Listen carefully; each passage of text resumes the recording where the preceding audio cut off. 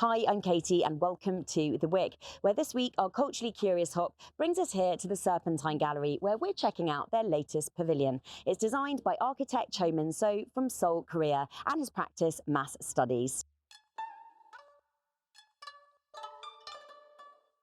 Before we get into the pavilion, I wanted to start a little bit about the beginning of your journey. I believe you had someone in your family who influenced that.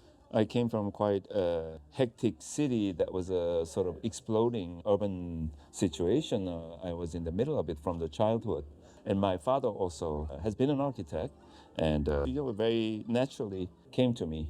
And you started mass studies, your Yes. practice in 2003. That's correct. So you've had this long period of time working at this kind of intersection between design and architecture and art. How did it feel when the Serpentine outreached to you about putting forward a submission for the pavilion? Of course, we were very surprised and excited and honored because I've been kind of following the whole thing. How can you not? I mean, bringing this very important people in field of architecture and artists that I admire. I said it before, but it's like given a great riddle what to do with this. Yeah. To follow. And It's great. fantastic Great masters. artist to follow. Yeah, exactly. And you've created something that to me is so fascinating. You've obviously based in Korea, and you have lots of influences that combine this kind of East meets West dialogue. And with Archipelagic Void, you are looking also at drawing on some of the domestic experiences of a Yes. Korean household. Yeah. Yes, we looked at the previous pavilions and kind of identify where it has been taken over by the building, the built substance structures the most, and that it was kind of an intuition at the beginning to create a void, and we call it a madang, which is the Korean term for this small courtyard that happens on most of the traditional household surrounded by this simple, intimate, single-story wooden structures.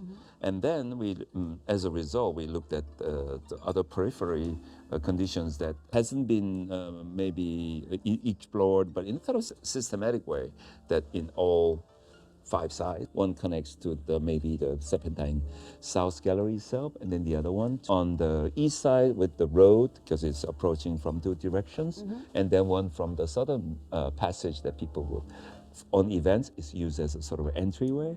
And then this quieter side on the north, which is kind of you don't get the direct sun, but then maybe it's a good place to read. It kind of evolved in a very sort of as a reaction to the site, actually. So we're now in one of my favourite islands, as we would call it, just outside the main courtyard, the Library of Unread Books. Yes. Tell us about how this came about and exactly what it is. Yes, one of the 5 wings we thought of, because it's facing the north, which is quiet area, and then there's no direct sun coming because it's north. And it was coming from also my traditional culture that pavilion as a building typology often associated with mostly about this scholarly literary activities. You know, you're looking at this beautiful landscape, and then you read old books, and then you become your chanting and singing, and then you also make a nice, beautiful prose and become a poetry and become someone sing again. As well. Exactly, that is also You had a tea house very, with very peaches. related. Yes, yes. I'm enjoying the Korean matcha tea that came from Posong, all organic, by the way. And to really sort of put in context, so when this first opened, I know I visited on the day of opening and there were far fewer books. And what's been happening over time is visitors from the public can come and bring a book and actually spend time and literally use this as a library.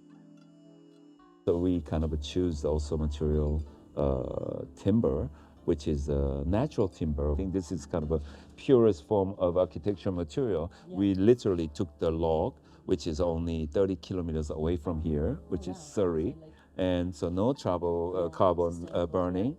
We do like the idea of using architecture as being a more than visual material, but it has this chunkiness and it has a kind of warmth to it, and you can sit on it, and it's quite inviting. You can rest on it, which is what we're doing. Exactly. The madang is a nice, the courtyard, the term for Korean old residences, and it allows a kind of a distance of different things happening at the same time in the household, but then at the same time, it's intimate enough that when there's a great collective moment happens, whether it's a party, and there's also has a great intimacy of this kind of bringing together.